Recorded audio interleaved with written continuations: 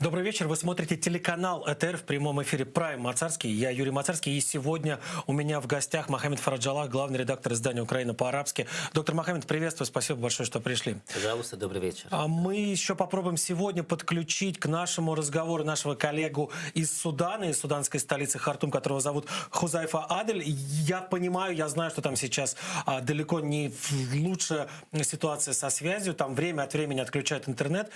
А даже если включать, то он не всегда работает стабильно. И все это, собственно говоря, последствия военного переворота. Вернее, это одно из последствий военного переворота, который, буквально прямо сейчас происходит в Судане. Я, собственно, для того, чтобы обсудить происходящее в Судане и в других странах региона, и Ближнего Востока, и Северной Африки, позвал сегодня доктора Мухаммеда, потому что много всего происходит. Вообще, вы обратите внимание, насколько выдался богатый на перевороты, на военные, на конституционный год. У нас по-моему, с 1 февраля началось. Сначала у нас переворот случился в Мьянме, в бывшей Бирме. Потом пошла уже Африка, Мали, Гвинея, Чад.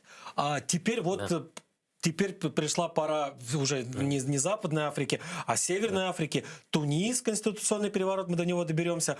И две попытки военного переворота в Судане. Да. Одна в сентябре, и вторая 25, по-моему, октября. Позавчера, да. Позавчера. Что происходит? Почему вдруг такой год? Что случилось? Почему как из мешка посыпались перевороты, в том числе и в арабском мире? Да. Добрый вечер, спасибо за приглашение. Конечно, вопрос демократии, почему уже, скажем так, Африка или арабский мир начинает разлюбливать демократию, это очень обширная тема, я постараюсь очень коротко этот вопрос трогать. Сама демократия появилась именно в этом необходимость в Европе в 17 веке, когда было ужасное состояние, тогда в климате был голод, постоянные войны, анархии, постоянные бесконечные войны. Тогда уже мыслители, философы начали придумать новая, скажем так, форма правления, чтобы уйти от диктатуры. И придумали демократию, и она начала развиваться постепенно 3 столетия, пока мы имеем демократию, скажем так, в Европе.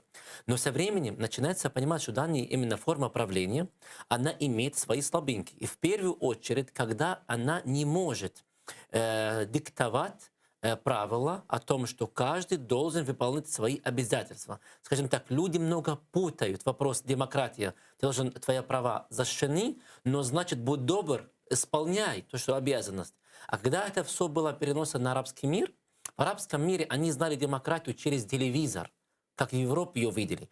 Но когда она уже начала появляться на улицах, особенно в арабской весне, после арабской весны, особенно в тех странах, где не было сформировано целой институции, как в Ливии, как это отразилось? Хаосом гражданской войны, и уже все улицы были перекрашены в красный цвет. И люди уже начали умолять любая институция, любая форма правления, в которой возьмет в себя в руках порядок. Уж лучше порядок плохой, чем никакой. В Судане именно это и случилось. А когда в Судане-то была попытка построить демократию? Когда в Судане? То есть мы помним, что там был этот путинский дружок Аль-Башир.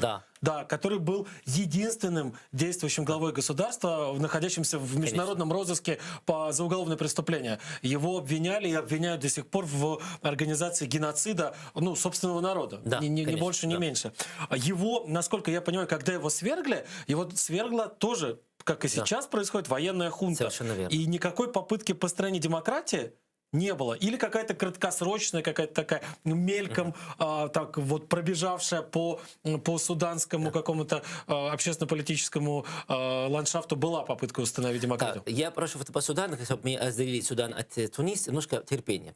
По Судану уже именно сегодняшний день военная форма, временная власть, переходной, который возглавил Хамдук, они плохо читали историю Судана.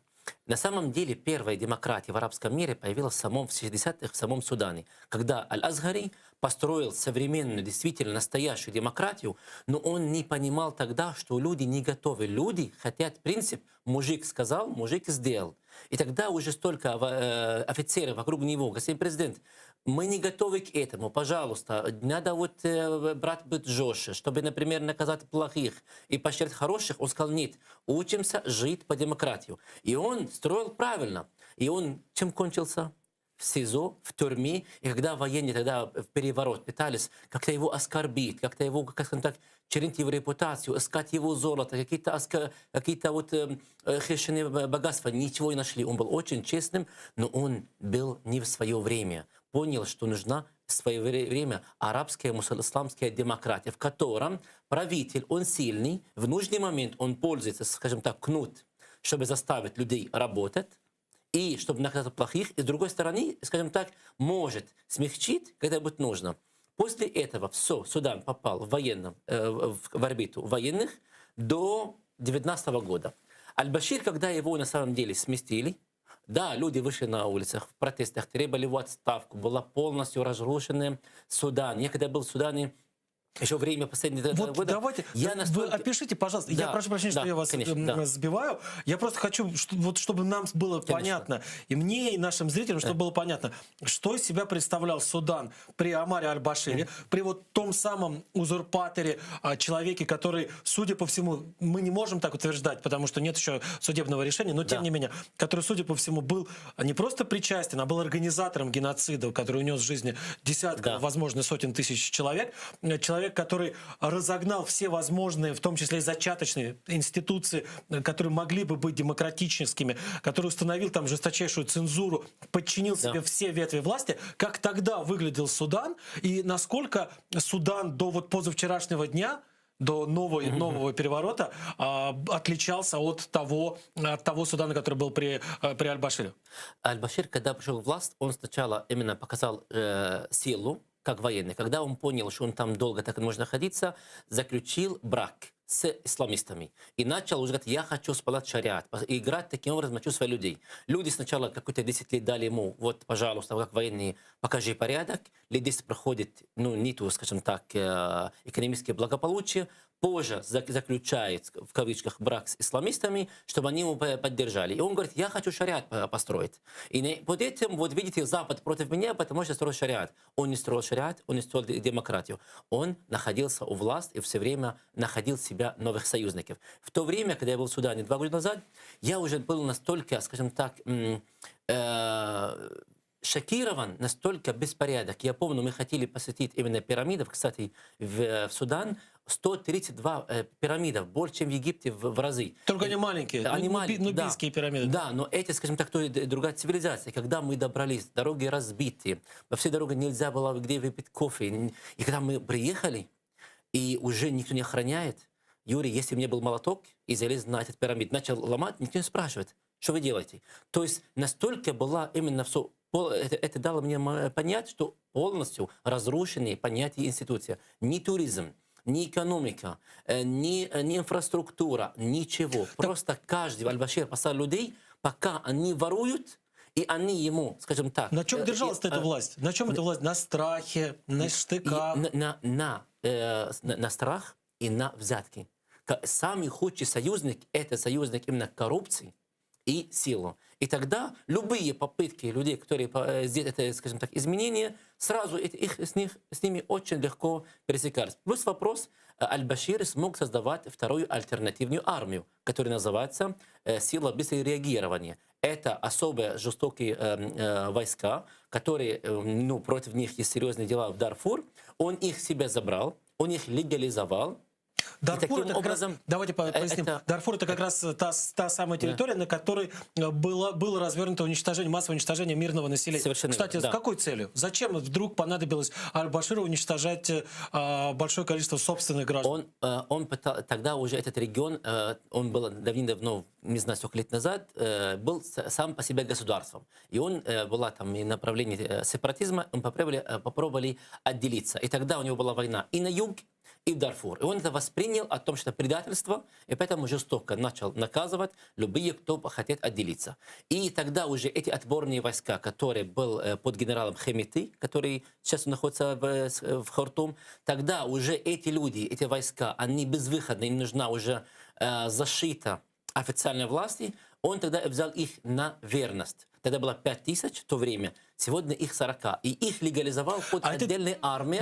параллельно, Башира. личная гвардия президента. Совершенно верно. Которые, их называют силы быстрого реагирования, которые реагируют только под президентом. А тогда был главнокомандующий армии, не помню имя, и он тогда был, ему это очень не понравилось, что есть вторая армия, но Аль-Башир их таким образом получил от них полную верность. Это как в Иране. Есть рядовые, есть КСИР. Корпус Стражи Исламской революции. революции, да. И таким образом он тогда полностью власть. В Судане. То есть есть любимая Да. армия, которая обласкана, которая получает лучшее питание, лучшее обмундирование, лучшие зарплаты. А есть нелюбимая армия, которая на фронт, которая шей кормить в окопах и так далее. Я правильно понимаю? Скажем так, есть одна собака, питбуль, который хранит страну, а есть вторая собака, которая будет грызть шею вторую собаку, если она не будет подчиняться хозяину. Ага. И таким образом он уже играет, имеет в руках рычаги власти.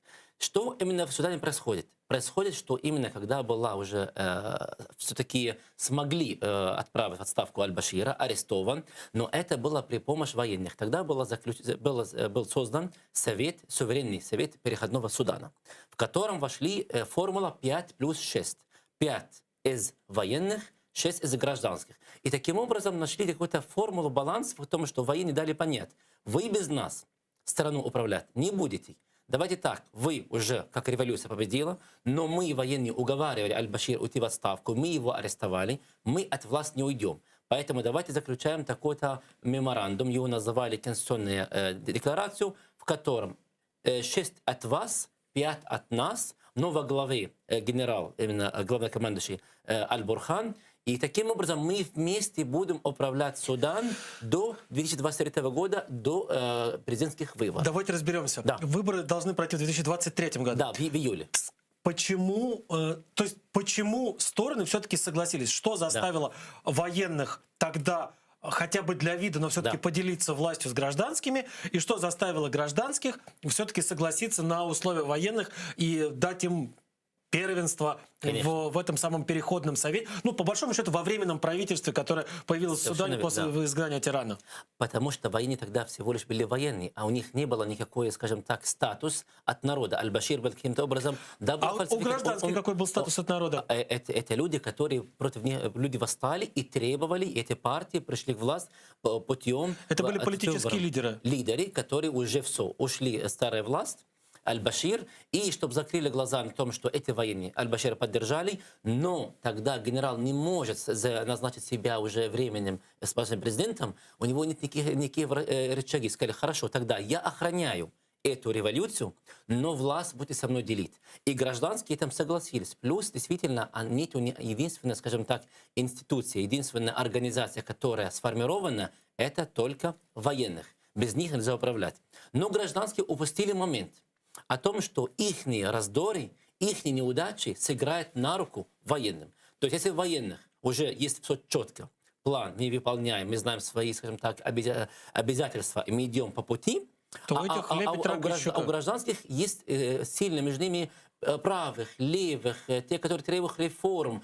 И тогда уже они пришли к власти, они недооценили о том, что их разногласия, если они не смогут довести страну до, скажем так, безопасности, скажем так, гавань, военные вернутся. Это и случилось. С сентября этого года уже начинаются протесты. Если мне не изменяет память, военные это, собственно, далеко не уходили. Они так или иначе находились все равно в органах власти. Совершенно верно. Они создали новый совет, его не было. Он создан в середине 2019 года. Его называли Совет суверенного переходного Судана. В этом совет 5 военных, 6 из этих лидеров гражданских. Все. То есть они собираются и они решают судьбу страну. Я вот следил за новостями, и, если честно, ну, это невозможно себе представить в Украине, в любой другой европейской стране, когда ты читаешь и глазам своим не веришь. Вот там Аль-Джазира, значит, Middle East Eye, какие-то другие там, Аль-Арабия, не помню, ну вот масса,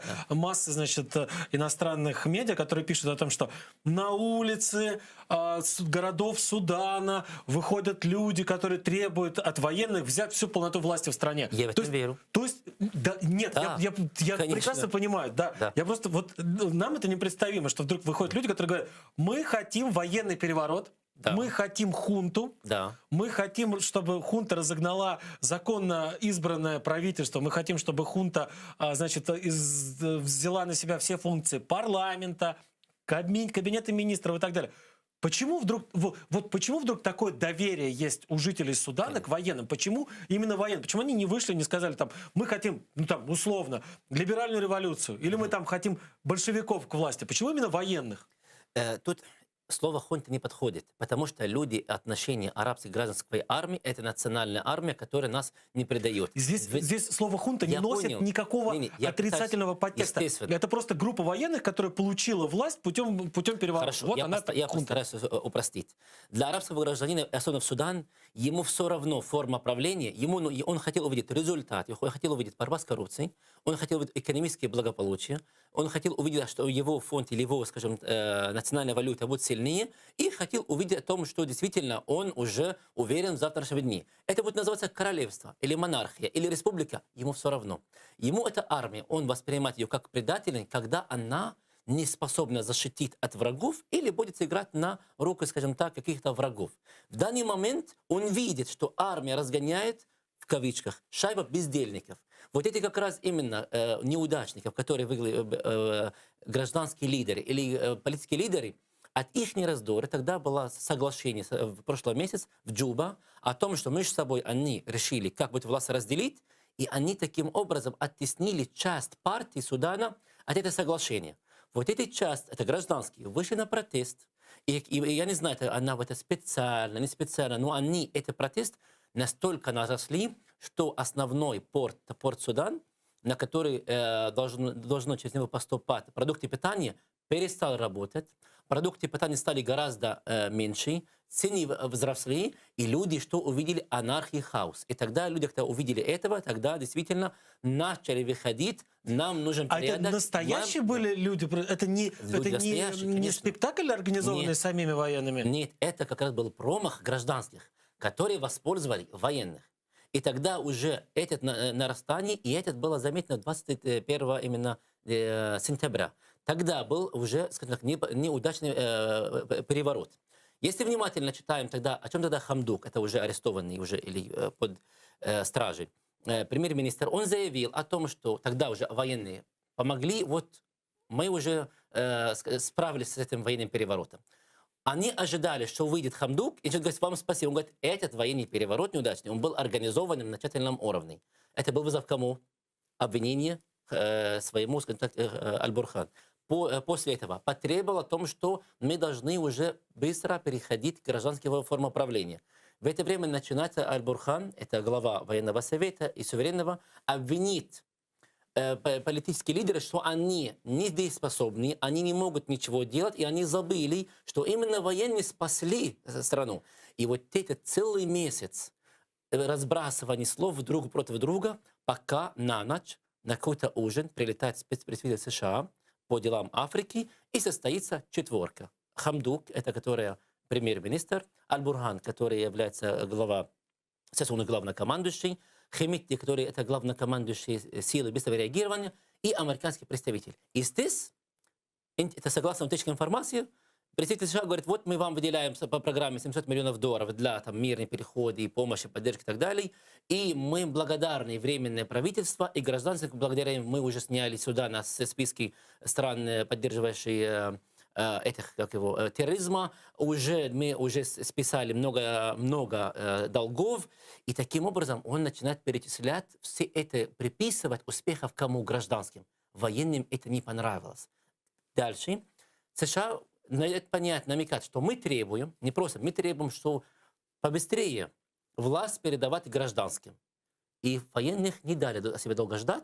Ночью, 5 утра, в понедельник, принимают решение и дают ответ американцам. Вот пока ты здесь, у нас в Хартуме, мы дам ответ. Поняли? Они это восприняли как предательство. То есть они рассматривают, что мы же с вами договорились управлять Судан до 2023 года. Плюс они надеются, что президент, кандидат, может быть из военной институции. Скажем так, по сценарию, как в Египте.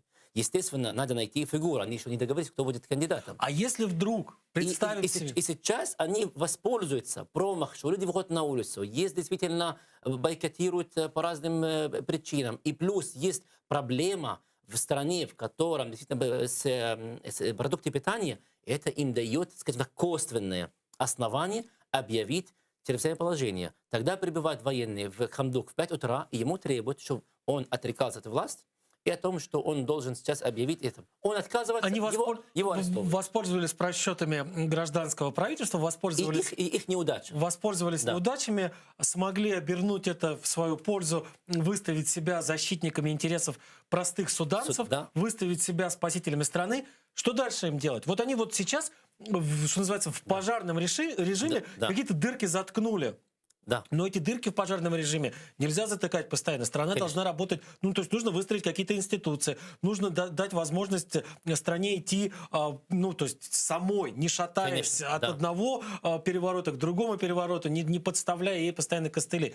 У военных есть план строительства какого-то институционального государства. У них есть план какого-то, я не знаю, резкого изменения там экономической политики. Или они вот сейчас вот схватили, а дальше начнут только думать, там где-то чесать лбы себе, затылки, что же нам теперь дальше с этой властью делать? Я думаю, план у них есть. И пока, скажем, они уже, ну, согласно пресс-конференции Аль-Бурхана вчера, они поступили очень умно. Он арестовал премьер-министра, но вот это новое, скажем так, в истории переворотов. Он его забрал к себе домой. То есть люди ожидали, что он на какой-то военной базе, в какой-то тюрьме. Говорит, он у меня дома. Вы можете проверить. Действительно, это было похоже, как, скажем так, в арабском... Да, это новое. Невероятно, что как эта история. Собрал, сверг, арестовал, отвез домой. И тогда это был шок для журналистов о том, что он не планируется его убивать. Он сказал, я спасаю Судан, я сохраню блеск революции. И сегодня утром, согласно данные BBC, о том, что уже, как его министр иностранных дел США созвонился с Хамдуком, они его домой вернули, он жив и здоров, но под стражей. То есть таким образом показывать, что мы не жаждем кровь, мы хотим порядок восстановить. Теперь у них план, я думаю, такой. Сейчас в первую очередь им нужна поддержка арабских столиц. В первую очередь это Каир, и, естественно, Саудовская Аравия. Пока эти столицы дали такое-то, скажем так, не совсем понятное заявление. Но они не осудили. Совершенно верно. Они не осудили, но трудно для любого государства поддержать переворот. Это стыдно, не могут. Но, естественно, это же еще сигнал своим каким-то оппозиционным группам. Ага, значит, почему им можно, значит, наверное, и нам здесь можно. Теперь, но то, что не осуждали, я это читаю, они поддерживают. Сейчас Аль-Бурхан будет, мое мнение, будет уже искать самых отборных именно профессионалов, офицеров, снять с них именно мундир, в гражданских, и будет выходить как новое лицо каких-то партий. То есть выдаст старых военных за новых гражданских и превратит их из своих подчиненных в таких же подчиненных, но изображающих из себя политиков. Да, и они тогда, эти люди, исполняя приказы, будут находиться на разные посты, ключевые посты в государстве. Государство начинает действительно действовать. Не действовать потому, что хорошо-плохо, а потому, что будет есть план, есть приказ, и он будет исполняться. Слушайте, ну военные, это военные. У них есть одна единственная задача. Защищать страну от врагов. Как можно представить себе, что военные, которые учились, жили, дышали военным делом, вдруг станут хорошими, правильными государственными менеджерами? Опять, давай забудем немножко европейское мышление и вернемся в Восток. На Восток единственный первый институт появляется в любом государстве — это военных. Почему? Потому что была, скажем так, борьба против захватчиков, правильно? Это было в колонии Великобритании, Франции. Это было военное дело. И те, которые разогнали тогда, те, которые аннексировали, это были герои. И эти офицеры стали власть. То есть они сами были первые организованы. Когда-нибудь власть начали формироваться. Позже сама власть сладкая, его трудно отпустить. Потом начали придумать новые формы управления. Поэтому военные институции, они изучают по новой форме, кроме военного дела, они изучают и политику. Например, маленький пример. Пакистан. Все послы Пакистана только военных. Все послы. Не бывает, поскольку ты не генерал. Вот тебе пример. Пакистан, когда казалось бы. И там никого нету. Почему? Потому что А почему это... Пакистан-то отцы-основатели в основном гражданские-то были? Да, почему? Потому что сейчас кто там попал в этих военных, который он уже работал, значит, он проверенный, он не шпион, он не предатель, он точно, действительно хороший. Плюс всегда военных пользуется до сегодняшнего дня хорошая репутация. Гражданских, почему у них, в чем проблема? Не сформированные нормальные партии, которые имеют конкретный план, а те, которые сформированы, уже запачканы. Это в основном братья-мусульман, которые, когда власть удержали и не смогли ее удержать, и таким образом, действительно, они попали в орбиту неудачных, или некоторых считают как предатели, некоторые. И сегодняшний, и вчерашний, позавчерашний показал, Аль-Бурхан показал себя, что я не то, что Судан спасаю, я не буду поддаться на подчинение приказ США, мы не марионетки. Это гордо выглядит. Это плохо или хорошо, это люди поймут позже. Но да, приехал к нам какой-то белый из США, говорит нам, ребята, быстрее передайте. А он нам говорит, стоп, вы с нами не вмешивайтесь. И это выглядит красиво для своих граждан. Кто займет место Америки в качестве спонсора, в качестве главного дипломатического защитника, в качестве помощника как раз и на международной арене в том числе, после того, как Америка, ну, по крайней мере, на время ушла со сцены? Это будет Саудовская Аравия, это будет Катар, это будет Турция, это будет Египет. Кто может сейчас прийти и сказать, ребят, мы вам даем деньги, мы вам даем поддержку, в том числе дипломатическую, но взамен вы становитесь отчасти нашим вот государственным-клиентом? Согласно заявлению, вот те, которые выступили в общих о том, что мы призываем все там, ну, там есть было официальное заявление Арабские Эмираты, Катар, Саудовская Аравия, другие о том, что мы призываем все стороны к диалогу и так далее, и так далее. Ну, это кроме одного такие заявления слова. Каира, четко было сказано, что стабильность Судана – неотъемлемая часть национальной безопасности Египта. Четко. Значит, это выглядит как союз. Значит, действительно, сейчас у власти военных в США, в Египте военных переодеваться в гражданство. Я вот сейчас вот в конспирологию такой ударюсь, но Да. вы позвольте мне Да, сейчас чуть-чуть пожалуйста. в конспирологию. Но насколько я понимаю, Абдель Фаттах Аль-Бурхан, то есть тот человек, Да. который сейчас возглавляет военную хунту, или, если угодно, Да. временное военное правительство Судана, он однокурсник, однокашник и близкий товарищ Абдель Фаттаха Ас-Сиси, того человека, который возглавляет, ну, является президентом Египта сейчас. Скажем, коллега, они с одной институции. Ну, они Да. вместе учились. Они, Да. они в Каире, Да. в военной академии вместе учились. И, может быть, это заявление там, старого друга, с человека, который сидел Не. за одной партой. Не. И это скорее, там, я не знаю, проявление личной симпатии, чем какой-то политической теплоты, дипломатической теплоты. Нет, Египет более холодно рассчитывает. Сейчас, наоборот, просто выгодно. Почему? Еще в этом году и в прошлом году уже очень сильно укрепились отношения между Египтом и Суданом. Было сделано несколько военных маневров. Были именно воздушные, морских, сухопутных, в котором действительно Судан и Египет показали Эфиопии о том, что они не дадут ему запускать этой дамбы, которая является угрозой национальной безопасности Египта в первую очередь. И Судан, который был 3 года назад убежден, лучший союзник Эфиопии против Египта, стал лучший союзник Египта против. Надо пояснить нашим зрителям. Да. Дело в том, что Эфиопия строит огромную плотину для гидроэлектростанции как раз там, где на своей территории, на Ниле, вот на реке Нил. Но если эта плотина будет достроена и гидроэлектростанция будет пущена в работу, чему пытаются помешать самые разные государства, самые разные правительства, произойдет существенное обмеление Нила,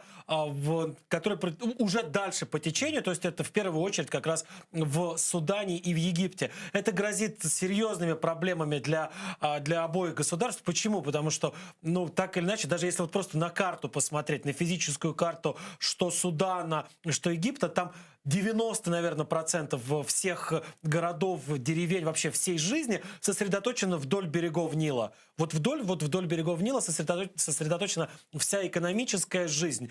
Если Нил обмелеет, это сразу будут неурожаи, это сразу будет недостаток воды как там для животноводства, так и для промышленности. Собственно, из-за из-за этого, из-за опасности строительства этой дамбы на территории Эфиопии, Судан с Египтом и нашли общий язык. Я правильно пояснился? Совершенно верно.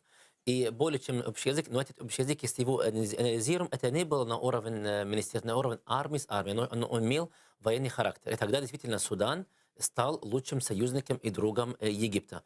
Кроме этого, было для суданцев был такой пример о том, что Египет, в котором недавно, скажем так, могла быть демократия, но пришли военные, они установили порядок. Как они решили? Фатах ас-Сиси построил очень серьезную солнечную станцию на юг Египта, и вот она заработает.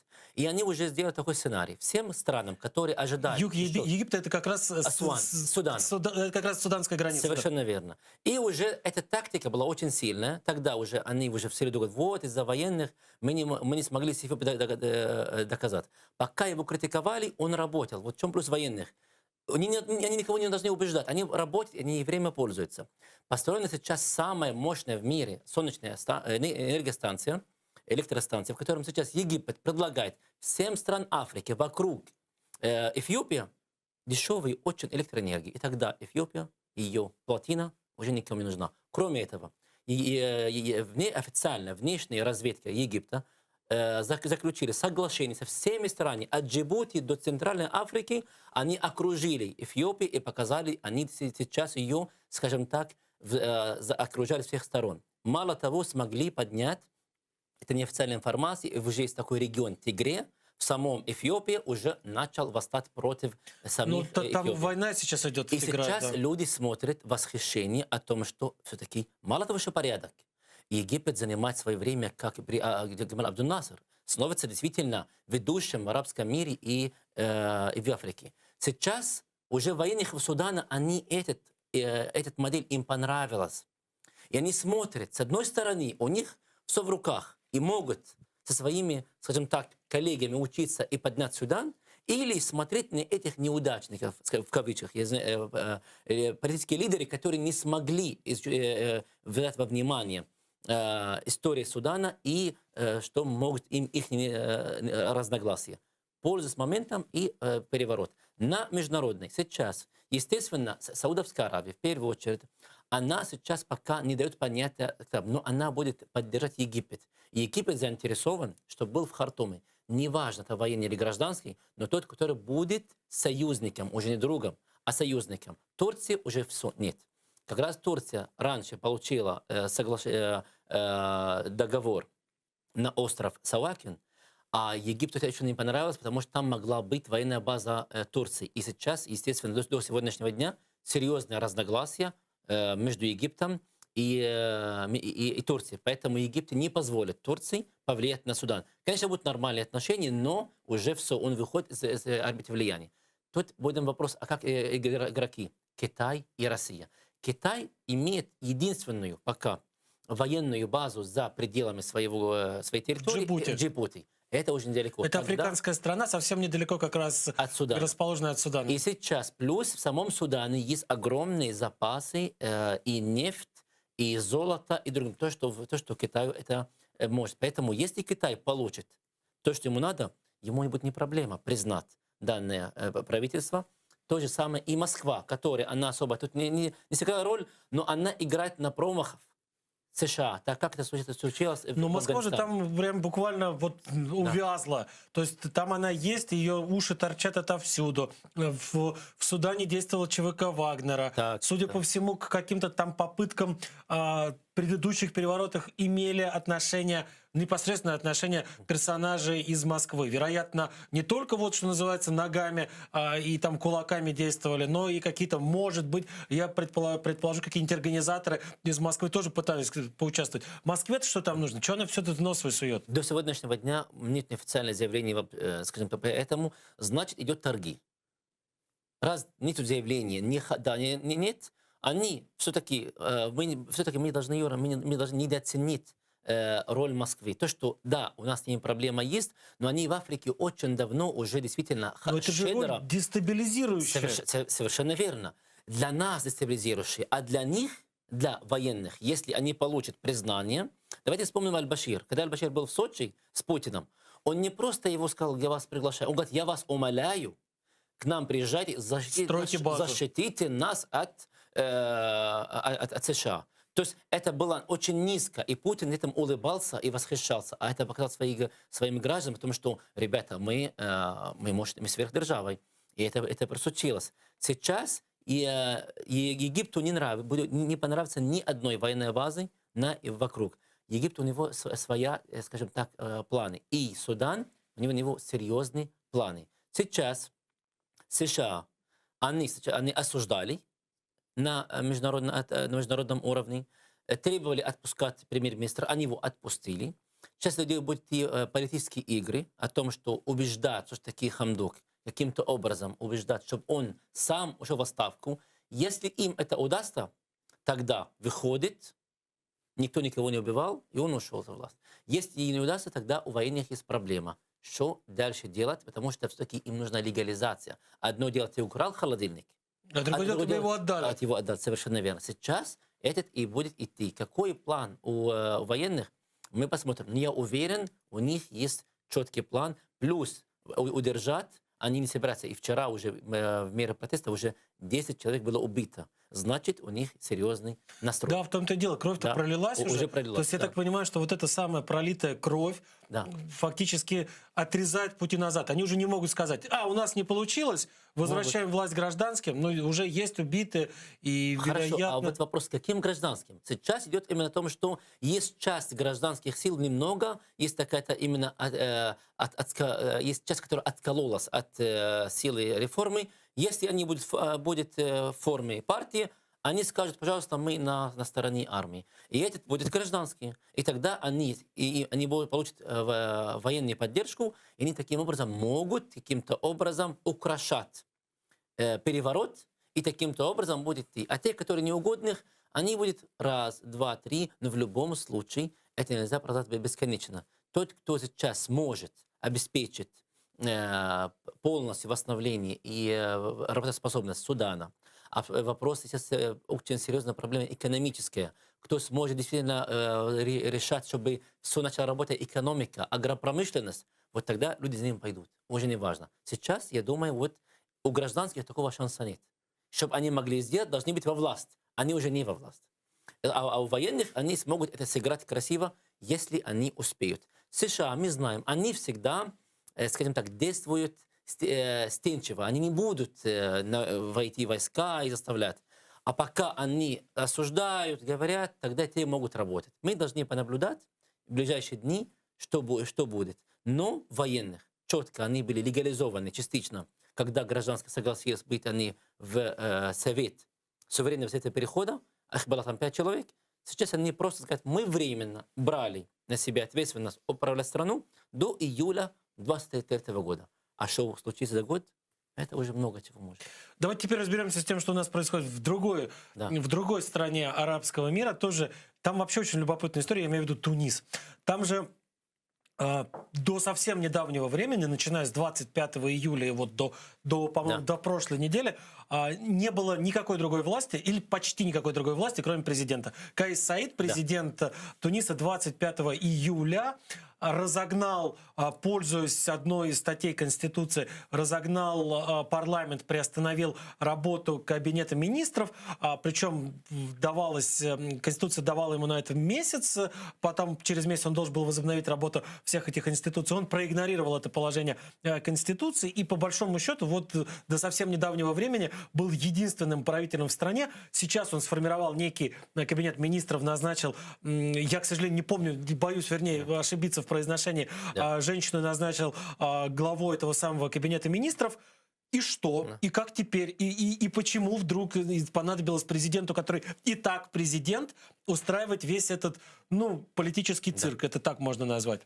Но Тунис уже другая карта. Но то, что сходит с Суданом, то, что я говорил, что сыграл на руку как раз именно раздоров, те, которые... Если Судан, они были не избранные, это политические лидеры, там были избранные. В основном, естественно, сформирован парламент, и большая часть, мы говорим, именно партия Ан-Нахда, которая это братья-мусульман. Но эти ребята, скажем так, опять же, упустили момент. Они поняли, что тот, который их был узурпатор власти, тот, кто их уничтожал, Бен Али, его нету власти, но они все время... Его выгнали во время Выгнали. арабской весны Весны, да. 2010-2011 И годов. они продолжали таким образом принимать законы, которые восстановят свое имя, свою честь, компенсация. И это все Кайс Саид дал себе, скажем, дал себе подумать, что он слаб. И они так и думали, он слаб, он ни в чем не... Он на самом деле, он профессор, он доктор наук, который... Причем в институте специалист по конституционному да. праву. И они думали, что это может сделать.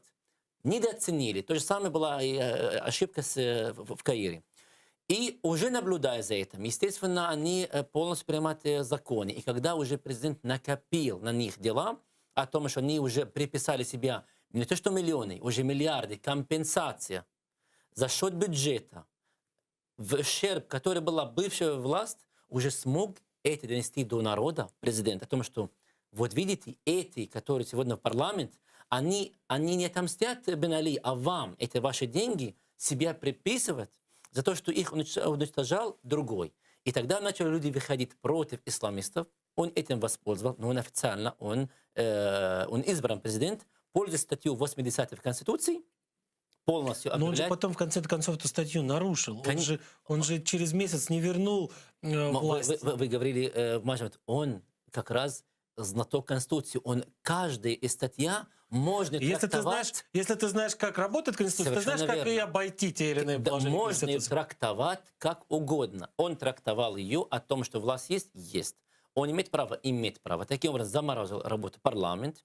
Он никого действительно не арестовал, не убивал. Кроме полиции начала действительно те, которые на мнение полиции, они призывают людей к каким-то беспорядкам. И таким образом люди, выходя, поддержали его, потому что действительно увидели... Да, это был не военный переворот, это был конституционный переворот. Да. Дальше что происходит? Теперь уже, как думали, у него план, нет, у него есть план. Вот то, что на днях состоялось, его правительство, он не приглашал партии на форум национального диалога. Приглашал, если вспомним время Каддафи, народные комитеты. Что такое народный комитет? Это новая форма правления, в котором есть, скажем так, почетный человек или почетный, скажем так, профсоюз в какой-то город. Они будет его представитель, с ним общается. С профсоюз фермеров приглашаем. То есть он с партией вообще не разговаривает. Он создает новый вид управления самого Туниса. Значит, у него план есть. Этот план будет действовать, чтобы полностью дискредитовать сегодняшний день у руля эти, которые избраны депутаты. Позже выйдет на досрочные парламентские выборы, и тогда уже будет сформировано. И когда Евросоюз издал официальное заявление о том, что требует у него от Туниса, что такие восстановить работу парламента, как он ответил? Мы вам не какая-то фирма, которая стоит на повестке дня вашей работы. Мы государство. То есть снова показав гражданам, там у нас в Европе хотят нас учить, как жить. А мы умеем. Это выглядит гордо, красиво для арабского граждана. И здесь выходит вопрос о том, что такое демократия. Люди, когда выходили на улицу, это то, что хочу донести, они не хотели демократию или не демократию, они хотели что-то, которое будет порядок и благополучие. Вот. Называем ее как угодно. Это гибридные. В Тунисе народ-то выходил на улицы. Почему? Потому что кошмарная безработица, невероятная безработица, в том числе связанная с коронавирусом, в том числе связанная с не всегда там каким-то правильным пониманием со стороны правительства, что делать в тех или иных случаях. И огромных решений с Бен Али, его семейства. Я имею в виду вот сейчас, что стало поводом для президента Саида взять всю полноту власти в себе. Конечно. Это недовольство людей безработицей, это недовольство людей... Экономическое состояние очень плохое было. Какой-то безумной инфляцией. Совершенно верно. И проблемы с ковидом не могли справиться. Вот у него есть сейчас у президента, который главный теперь, вот он все, он ни с кем властью не может делиться. Тот Кабмин, который есть, он подотчетен только ему. Они теперь смогут преодолеть все эти проблемы? Они знают, что теперь делать с ковидом, с безработицей, вообще с упавшей до каких-то невероятных показателей экономикой? Или они вот только сейчас будут придумывать, что же им дальше делать? Согласен. Когда он все это затевал, он понимал, что он дальше будет делать? Я уверен, он понимает прекрасно. Он хочет полностью власть взять себе в руки, но через Конституцию. Он никаких военных. Военные, например, или, скажем так, Совбез, Совет безопасности Туниса, его поддерживать, но он их не выключал на передний план. Он продолжает работать через Конституцию. Сейчас уже пришли новые люди, которые с более чистыми руками, которые действительно, против них нет никаких дел, и сейчас они должны работать. Если эти люди смогут работать, но согласно их заявлению, его заявлению, я не ощутил какое-то понимание, как поднять экономические Туниса. Но дальше действительно сейчас проблема не только в Тунисе, во всем мире. Но он пользовался моментом о том, что люди вернуться к прошлому не хотят. Почему? Потому что пока парламент заморожен, СМИ в Тунисе очень сильно показывают разные дела. Вот эти ребята, которые находились, сколько они украли, сколько они живут. То есть у них продолжает хорошенько очернить, что когда парламент заработает, у них не будет никакой репутации. И у них не могут... Избиратель отвернется. Совершенно верно. И он таким образом у них ликвидировал политически. То есть мы имеем форму правления, которая, если ее называть переворотом, мягкая, умная, смарт. Без крови, без запаха, без дыма. И таким образом мы избавились от оппонента. Кто в этом виноват? Да сами эти демократические силы, которые вместо того, чтобы заниматься делом, начали себя укрепить. И то, что эта основная проблема выходит.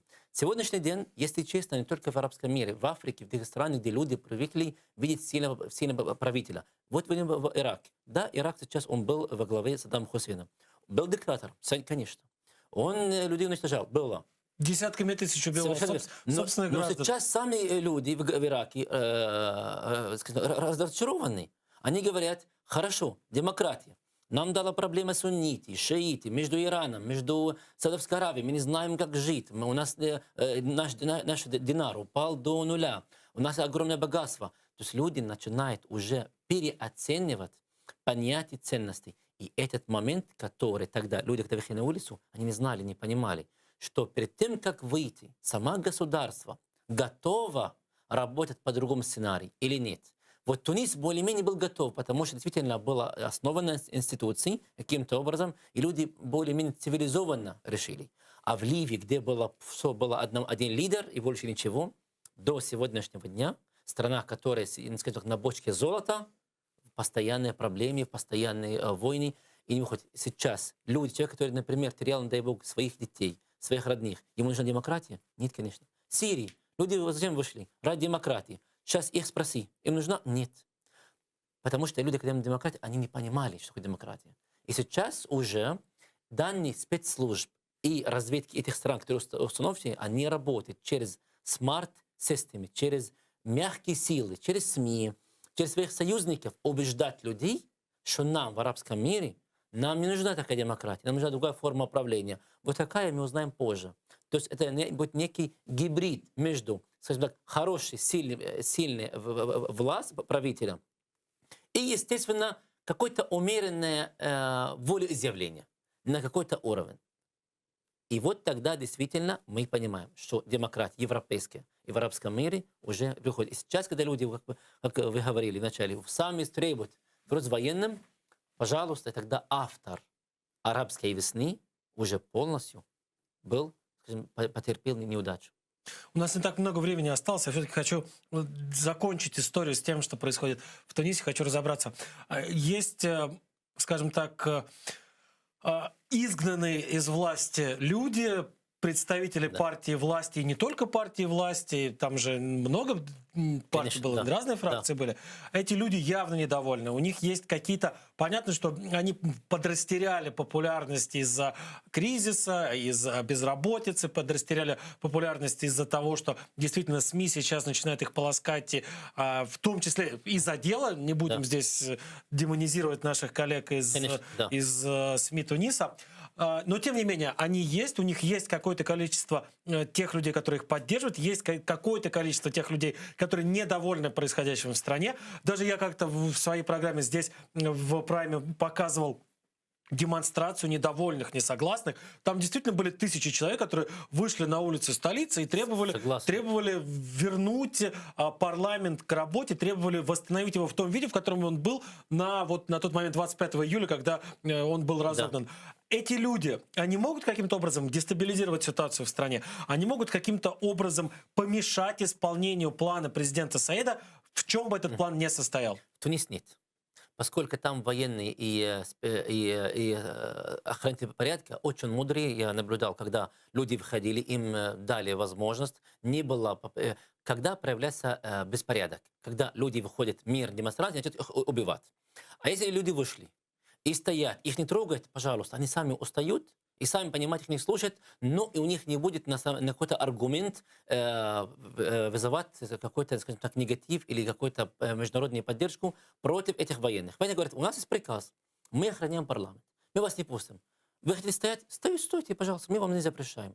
А и в Тунисе это, скажем так, демократия еще в этом понятии развита. Есть такая, мы говорили в эфире, когда по разным информациям о том, что когда Каддафи шутил с основателем Бургеба Туниса, он строил действительно светское государство, а Каддафи ему не нравилось. Он говорит, зачем ты их образуешь? Они будут образованы, потом революция против тебя. Делай как я, лидер, единственный в Ливии. Тогда я ему ответил, когда восстанет образованный народ, гораздо лучше и легче для страны, когда необразованный или невежественный. И это мы наблюдаем. Сейчас в Тунисе он занимается через тем очернений. И помню, тогда он, когда уже искал премьер-министр, заявил президент, я приглашаю любого кандидата из бывших, который ничего не украл. На второй день никто не приходит. И он таким образом перед своими гражданами, все воры, значит, предыдущие. И он тогда нашел эту женщину. Сейчас, естественно, та власть, есть люди, остаются, которые на стороне демократии. А у нее какой бэкграунд? Откуда она? Чем она заслужила это назначение? Я не знаю, я знаю мало о ней, но знаю, что просто президент, он хотел показать для Европы о том, что есть женщина, может быть во главе государства. Во главе правительства? Правительства, да. И это он и сделал. И плюс он дальше показывает действительно, что это сигнал против исламистов, которые в парламент выступали каким-то против женщин. Он показывает, вот, пожалуйста, я верну. Почему? Потому что половина страны из женщин – это будущие избиратели на его сторону. И такая была его тактика. И, естественно, есть люди, которые не согласны, которые верят, что в арабском мире может быть демократия. О том они сейчас в Судане выходят на улицах, естественно. И, естественно, в Тунисе против президента. Есть такие люди, но в Тунисе уже гораздо меньше, чем те, которые поддерживают. В Судане, естественно, другая картина, поскольку есть жестокость, и всегда люди против жестокости. Раз люди вышли, было принято такие серьезные меры, их было убито до 10 человек, все, это как бы ни было, это не оправдано, ни в коем случае. Охранять они президента, охранять они ни в коем случае нельзя по своим гражданам стрелять. И теперь люди будут выходить гораздо больше, но там другая, скажем так, другая сказка, будем наблюдать. Очень важно, как Египет отреагирует, Саудовская Аравия, и как будет в данном регионе. Если начнут поддержать, как Саудовская Аравия поддержала тогда уже переход власти от Мурсии к военным, тогда уже это, скажем, одно направление. Если нет, тогда будет совсем другое. Но сейчас действительно, а потом позже сценарий можно будет нарисовать. Судан, в чем его проблема? Это просто печальная, неудачная страна, которая никому не нужна. Огромная территория, огромное богатство, и никто не хочет ею заниматься полностью. Тунис гораздо проще, она ближе к Европе, но, похоже, Тунис вступил, я имею в виду в Тунисе, в союзник с каким-то серьезных игроков в регионе. И этот выбор... С кем? С кем он мог вступить? Кто заинтересован? Опять же, Аравия Саудовская, Турция, Катар? Нет, я думаю, Египет и Саудовская Аравия. Потому что, когда был визит Эрдогана, и была попытка, они же на стороне, там, где Ливия, похоже, уже Кайс Саид принял такие стороны, ближе ему с Египтом, и тогда он может укрепиться, и тогда лучше, и тогда Ливия. Почему? Если Ливия будет договоряться, она будет вырабатывать влияние Египта, тогда это богатство поможет Тунису восстаться. А с Турцией, как бы ни было, это не часть арабского мира, в котором сегодня они есть, завтра нет, плюс Эрдоган явно поддерживает партию Ан-Нахда, который противник этого президента. Доктор Мохаммед, мы вынуждены заканчивать программу нашу. К большому сожалению, не удалось нам связаться с Хартумом. Повторю еще раз, это происходит не по нашей вине. Там действительно, вот мы сейчас всю программу посвятили происходящему там военный переворот, там все не очень просто, там льется кровь, и есть большие проблемы со связью. Я надеюсь, что в одной из следующих программ мы все-таки сможем подключить нашего коллегу из Судана к разговору. А сейчас я просто напомню, что гостем сегодняшнего прайм Мацарский был мой коллега, главный редактор издания «Украина по-арабски» Мохаммед Фараджалах. Ну что ж, на этом прощаемся. Доктор Мохаммед, еще раз спасибо большое. Пожалуйста. Всего хорошего и счастливо. Спасибо.